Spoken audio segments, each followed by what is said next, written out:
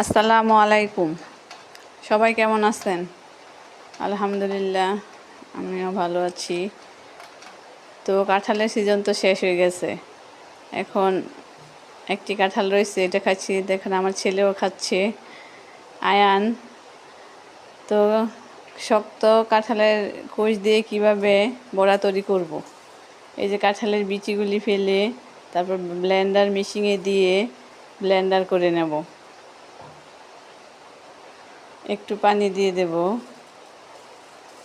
এই যে হয়ে গেছে।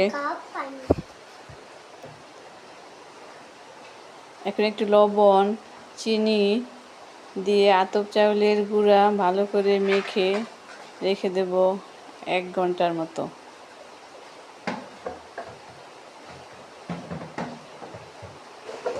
বেশি পাতলা করা যাবে না, আবার বেশি ভারীও করা যাবে না। এই যে দেখে 1 ঘন্টার মতো রেখে তারপর 1 ঘন্টা পরে আসছি, চুলায় কড়াই দিয়ে গোলাতে কিছু কালি জিরা দিয়ে দিয়েছি। মেখে জেকে বড়াগুলি বানিয়ে নেব। যেরকম বাদামি কালার হলে নামিয়ে ফেলবো।